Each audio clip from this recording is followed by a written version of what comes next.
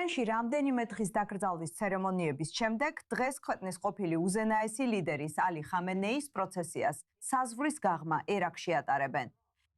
ათასობით მგლოვიარე შეიკრიბა შიიტების წმინდა ქალაქ ნაჯაფში, სადაც ირანის ლიდერობას მაღალი რანგის ერაყელი ოფიციალური პირებით შეუერთდნენ. აი მეტი ინფორმაცია.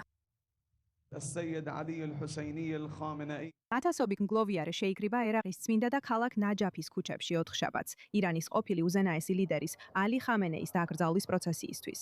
ადამიანის, რომელიც 10 წლეულების განმავლობაში იყო რეპრესიებისა და ტერორის ავტორი, როგორც საკუთარ ქვეყანაში, ისე საზღვარგარეთ. მისი ცხედარი ერაყის ქალაქში გუშინ ღამით ჩამოიტანეს. თან ახლდნენ პრეზიდენტი მასუდ პეზეშკიანი და საგარეო საქმეთა მინისტრი აბას არაღჩი, რომლებიც ერაყის პრემიერ-მინისტრმა ალი ალ-ზაიდიმ მიიღო. კუბო, რომელიც ისლამური რესპუბლიკის დროშაში იყო გახვეული და მინის მიღმა იყო დალუქული, ნელა გადაადგილდებოდა ხალხში სატვირთო ზურგზე, ხოლო მგლოვიარეები შურისძიების სიმბოლოდ წითელ და შავ დროშებს აფრიალებდნენ. ჩვენ მოვედით, რომ სანძიმარი გამოვუცხადოთ ისლამურ ერს ამ ისლამური გმირის მოწამეობისთვის, რომელმაც იბრძოლა ურწმუნოთა წინააღმდეგ, იბრძოლა ამერიკისა და ისრაელის წინააღმდეგ და დაამცირა ისინი. შემდეგ პროცესიამ იმამ ალიის მავზოლეუმისკენ გადაინაცვა, რომელიც შიიტური ისლამის ერთ-ერთ ყველაზე წმინდა ადგილად ითვლება, სადაც მაღალი რანგის სასულიერო პირებმა სამგლოვიარო ლოცვები ჩაატარეს. ეს დაკრძალვა 6 დღიანი სახელმწიფო ორგანიზებული ცერემონიების ნაწილია, რომლებიც სპეციალურადაა დაგეგმილი იმის საჩვენებლად, რომ ირანის ხელმძღვანელობა ერთიანია მას შემდეგ, რაც ხამენეი 28 თებერვალს აშშ-სა და ისრაელის ერთობლივ იერიშში მოკლეს.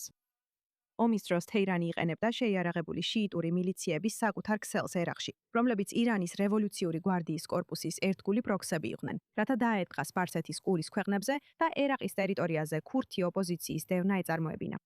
ახლად დანიშნული ერაყის პრემიერ-მინისტრი, რომელმაც თანამდებობა აშშ-ის მხარდაჭერით დაიკავა, ახლა აღმოჩნდა ვაშინგტონსა და თეირანს შორის გაჭედილი.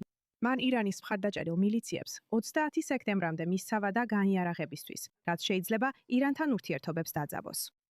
ნაჯაფში ცერემონიების შემდეგ ხამენეის სხეული გაემგზავრება წმინდა ქალაქ ქარბალაში. შემდეგ კი დაბრუნდება ირანში, სადაც დაგეგმილია მისი დაკრძალვა ხუთშაბათს, მის მშობლიურ მაშჰადში. მისი მემკვიდრე და შვილი მუქტადა ჯერ კიდევ არ გამოჩენილა საჯაროდ მას შემდეგ, რაც მარტში ამ როლი გადაიბარა.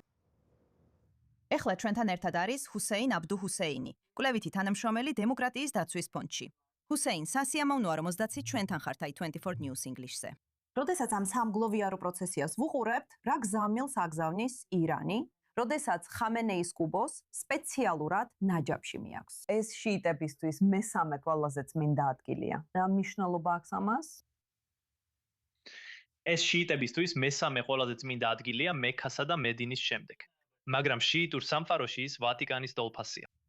ეს ის ადგილია, სადაც შიიტების უმაღლესი რელიგიური ავტორიტეტი ცხოვრობს მინიმუმ მერვე საუკუნიდან. ნაჯაფს ჰქონდა თავისი დაპირისპირება ირანის ისლამური რესპუბლიკის დამფუძნებლის ხომეინის იდეოლოგიასთან და ბუნებრივია თავად ხამენეისთანაც. როგორც ხომეინიმ, ასევე ხამენეიმ სადეს ნაჯაფის თავის მხარეს გადმობირება. ეს არ გამოვიდა. ამიტომ ნაჯაფმა მისი სიცოცხლის განმავლობაში არასოდეს შეფიცა ერთგულება ალი ხამენეის. ეხლა, ჩემი აზრით, ირანელები ცდილობენ აჩვენონ, რომ ის იყო მთელი შიიტური სამყაროს ლიდერი. არა მხოლოდ ირანში, არამედ ერაყშიც, მათ შორის ნაჯაფშიც. მაგრამ ვფიქრობ ეს რაღაც სახის პიარის ხრიკია, არკია. მე არ ხედავ, რომ ამ კაცმა რეალურად შეძლო ნაჯაფის თავის მხარეს გადაბირება ისე, როგორც მას სურდა თავის სიცოცხლის განმავლობაში. რას ნიშნავს ეს ირანის მხარდაჭერილი დაჯგუფებებისთვის ერაყში? როდესაც ეს სამგლოვიარო პროცესი გადის ერაყში, როგორ აისახება ეს ირანის გავლენაზე, იმავე გავლენაზე, რომლის მოშორებასაც ვაშინგტონი ცდილობს? არსებობს სიმბოლური ასპექტი, რომ ეს კაცი შიიტი სწავლული იყო. გაითვალისწინეთ, რომ მას არასდროს მიუღწევია მაღალი წოდებისთვის, მაგრამ ის შიიტი სწავლული იყო და ნაჯაფი ერთ დიდ სასაფლაოს წარმოადგენს. ეს ის ადგილია, სადაც ყველა შიიტს იქ დაკრძალვა სურს. ისინი იცით გზავნიან თავიანთ გარდაცვლილებს ინდოეთიდან, პაკისტანიდან და ევროპიდანაც კი. ამიტომ ერთი მხრივ ნაჯაფი შიიტების სამშობლოა, როგორც რელიგიის სიმბოლო. მეორე მხრივ ეს არ ნიშნავს იმას, რომ თუ ალი ხამენეის ცხედარი ნაჯაფსა და ქარბალაში მოხდება, ეს არ ნიშნავს იმას, რომ ჰილელას მილიციები გადაურჩებიან იმ ვადას, რომელიც ერაყის მთავრობამ დააწესა, ანუ 30 სექტემბერს.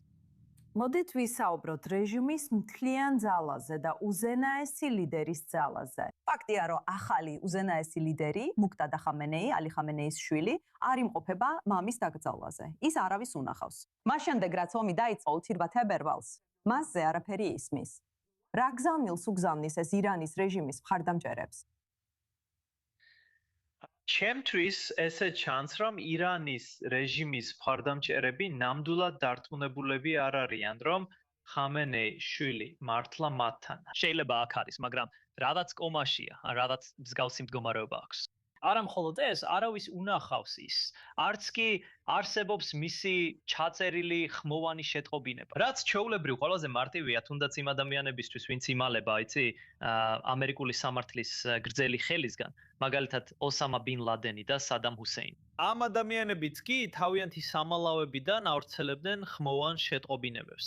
ეხლა ხამენეისგან რაც გვინახავს, მხოლოდ მისი ფოტო მუხაოზე. ამიტომ ფიქრობ, ეჭვი იზრდება, არავინ იცის, ვინ მართავს ირანს და ეს ირანელების ქცევაშიც ჩანს. ხედავთ, რომ ერთს ამბობენ და სხვას აკეთებენ. მე მგონია, რომ იქ ბევრი კონკურენტი და კონფლიქტური ჯგუფია. და ეს ირანის ისლამური რეჟიმისთვის კარგს არაფერს ნიშნავს. თქვენ ფიქრობთ, რომ ეს უზენაესი ლიდერის აბსოლუტური მართლობის დასასრულია? ჩვენ ვუყურებთ მომავალს ირანში, სადაც აიათოლა აღარ ითვლის ბოლო სიტყვას, არამედ ირანის რევოლუციური გვარდია ან რეჟიმი მიიღებს საბოლოო გადაწყვეტილებას. ეს ნამდვილად ასე იქნება ხამენეის შემდეგ. თავად ხამენეი არც უნდა ყოფილიყო ესეთი მნიშვნელოვანი ფიგურა. გულისხმობ, რომ მეინი მაღალი რანგის სასულიერო პირი იყო.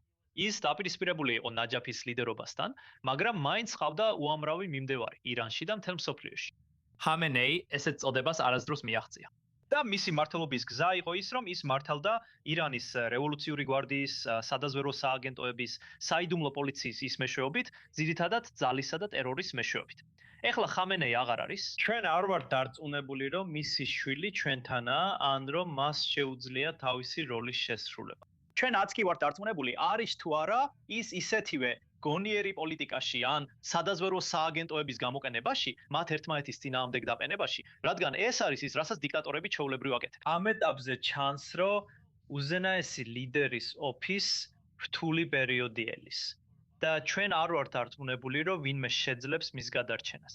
განსაკუთრებით კი ეს ბატონი, რომელიც საჯაროდ არსად გამოჩენილა. ჰუსეინ აბდუ ჰუსეინ, ძალიან გვიხარია, რომ ჩვენთან ერთად ხართ. IOC4 News English-ზე. მადლობა.